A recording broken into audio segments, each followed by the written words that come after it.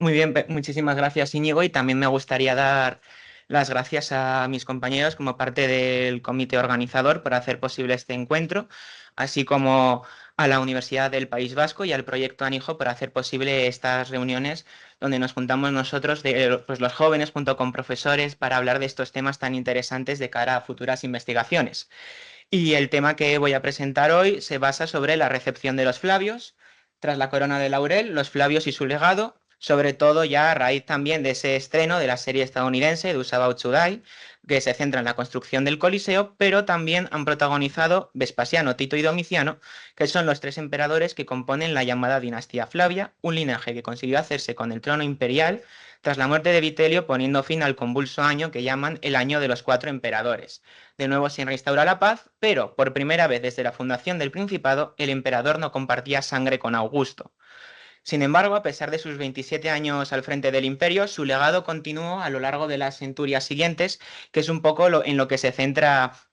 esta ponencia, y preguntarse a qué responde este interés por la dinastía Flavia a lo largo de los siglos, si es un gusto por el pasado, si es por su faceta militar, por su faceta del triunfo, de la paz. Y todas estas preguntas todavía siguen abiertas. Es una investigación reciente que se centra dentro de mi tema de tesis doctoral sobre la recepción de los Flavios a partir del siglo XV. Y entonces, además de centrarse en esa tesis doctoral, esta presentación lo que reúne son el vaciado de algunos repositorios en línea, como el British Museum, Biblioteca Nacional, el Museo del Louvre, todo ello una investigación abierta, por lo tanto, cualquier comentario, cuestión o sugerencia que tengáis, no vais a hacerla porque es una investigación que va a largo plazo a lo largo de los 4 años de la tesis. Entonces, un poco por empezar a hablar de quiénes eran estos emperadores romanos, tenemos la dinastía de los Flavios, 27 años en el trono imperial, del 69 al 96 después de Cristo, protagonizados por Vespasiano, Tito y Domiciano, proceden de una pequeña zona, la antigua Sabina, actualmente en el Lacio, en Reati, donde proceden de una familia humilde que poco a poco consiguieron acceder al poder finalmente con el imperio. De ahí a Vespasiano, sobre todo se le conoce, por ponernos un poco en contexto, por esa guerra que se va a hacer, la guerra judía entre el 66 y el 73 después de Cristo, luego a su vez también por la restauración de la paz, de esa Pax Augusta, de nuevo esa paz, y luego también otra cuestión por esa Lex Imperio Vespasiani, que sobre todo hace referencia para afianzar su poder y hacerse como el heredero y sucesor de Augusto. Por otro lado, tenemos a su hijo y sucesor Tito, sobre todo también por participar en esas campañas de Judea, también por el famoso desfile triunfal tras el triunfo en Jerusalén, y finalmente por ser bajo su reinado eh, con el que se va a comenzar, digamos, con el Coliseo,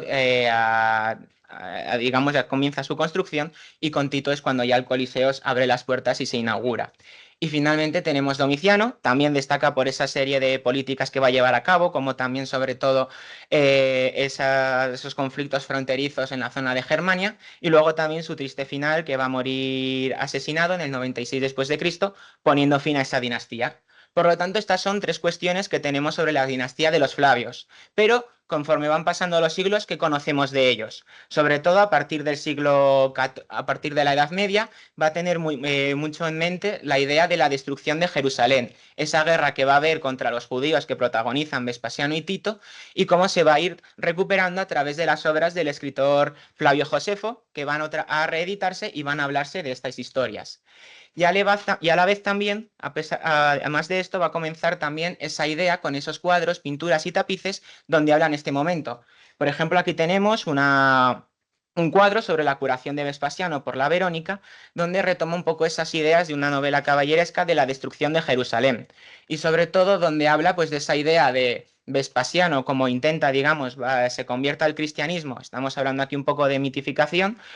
por la curación que recibe de la Verónica y cómo va a hacer la guerra contra los judíos. Y justo además coincide en ese momento, conforme comienzan las expulsiones de los judíos en algunas partes de Europa, por lo tanto podría tener alguna relación. Sin embargo, conforme vamos avanzando por esta misma época, también aquí vemos algunos detalles de cómo se representa a Vespasiano, ya no como ese emperador romano, sino como ese rey medieval.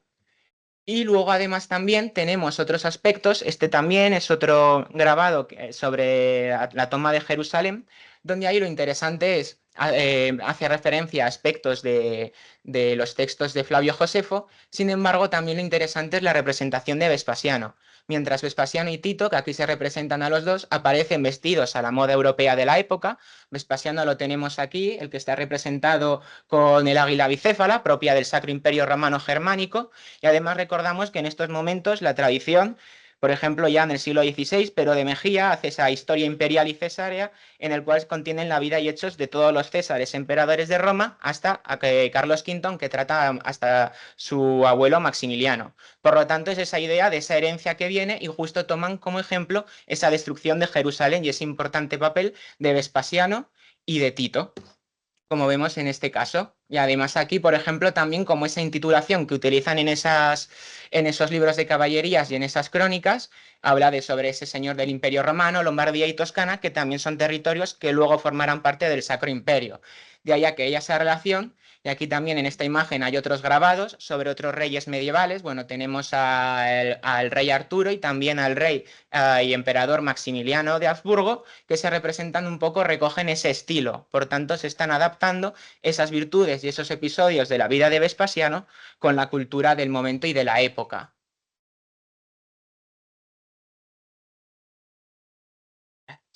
Y mientras tanto, ¿qué pasa con Domiciano? Si tenemos que a Vespasiano y a Tito los utilizan como símbolo de lo virtuoso, del buen gobierno, de la paz, a Domiciano en cambio lo tenemos como otro punto. Sobre todo los textos van a recoger ese pasado y ese carácter de los últimos años de su principado muy violento. Y aquí en este grabado de Durero o en esta portada en la Catedral de Sajonia se representa como un episodio muy concreto. Se dice que Domiciano en el 95 después de Cristo hizo llevar a Roma a San Juan Evangelista para condenarlo a morir quemado por agua hirviendo. Sin embargo, consigue librarse y por tanto, como dicen las crónicas, va a terminar muriendo exiliado en la isla de Patmos. Y aquí, ¿qué es lo interesante? En el grabado de Durero representan a Domiciano como un rey turco, mientras Vespasiano y Tito siempre son representados al modelo de ese rey cristiano, ese rey romano, mientras que aquí lo tenemos como el turco. Recordamos que en estos momentos, en la Europa cristiana, el mayor peligro que se tenía de la época era el turco, entonces se identificaba al turco, al otomano, como el mal,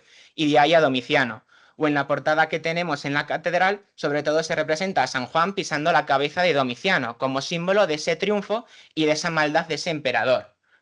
Y luego además también, conforme a este ciclo, se van a ir uniendo esas entradas triunfales. Y aquí tenemos varios ejemplos del Museo del Louvre, donde siempre va a aparecer ese carro tirado por caballos con la victoria alada, que recuerda esa entrada de esos monarcas a través del palio, como símbolo, digamos, de la importancia que tienen. O ya con el Adventus de Vespasiano, cuando Vespasiano llega al poder, lo mismo, la presencia de la victoria alada. Y por lo tanto esto se va a ir repitiendo y no solo en las pinturas, sino también en los tapices, como vemos en este ejemplo de aquí de la historia de Vespasiano, donde hablan de las virtudes tanto de Vespasiano como de Tito. Y además sabemos que en esa época, en esa cultura, en ese momento de la corte, lo comienzan a utilizar como por ejemplo en este informe sobre las fiestas que se hacen en el Palacio del Buen Retiro en tiempos de Felipe IV, donde se habla de esa tapicería de la historia de Vespasiano. Porque Vespasiano parece un gobernante muy virtuoso que hace esa guerra, que consigue triunfar y que restaura esa paz.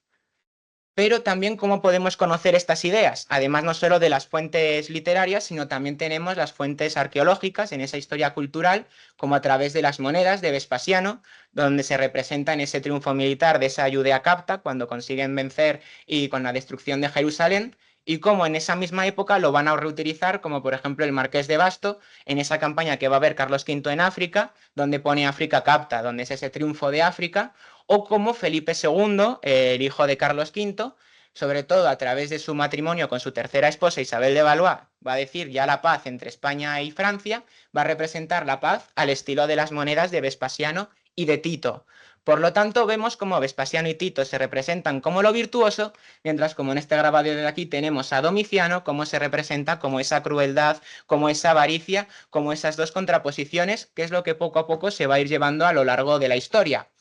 Y conforme va pasando, también otros ejemplos va a ser, según dice, por ejemplo, en las historias de Tácito, se habla muchísimo también de esos poderes curativos, taumaturgos, que tenía Vespasiano, sobre todo en el ámbito oriental, y cómo se van a repetir, sobre todo con los casos de los reyes franceses e ingleses, o en algún caso muy particular, como en el que traigo en este cuadro de Felipe IV, con la victoria en la Bahía de Todos los Santos. Por lo tanto, vamos viendo que recuperan esa idea que se materializa en toda esta época de esta riqueza. Y también, si tenemos que hablar de un autor latino que se va a utilizar muchísimo en esta época, va a ser sobre todo la historia de los 12 Césares de Suetonio, como por ejemplo aquí también en este grabado, donde vemos a los duques de Farnesio y justo arriba, en esa serie de guirnaldas, 6 duques de Farnesio con 6 emperadores romanos. Y qué casualidad que de esos 6, 2 de ellos sean Vespasiano y Tito. Luego también tenemos a Trajano, a Augusto, pero sobre todo también se representa ese carácter. Y luego también, si en otras conferencias anteriormente se ha hablado también de ese banquete, de ese momento de comunidad, aquí tenemos otro grabado conforme va aumentando, conforme nos vamos aproximando hacia la actualidad del siglo XVIII, donde se representa en una taberna, donde está pues la gente cantando, normalmente más de la cultura popular. Si nos fijamos en la parte superior, aparece en la serie de los 12 Césares, algo que se asocia a la alta cultura, como hemos ido viendo. Sin embargo, aquí lo que pretenden es, sabemos que es de la alta cultura, lo banalizamos, y lo interesante es que justo de los retratos que hay, uno de ellos también es el de Vespasiano.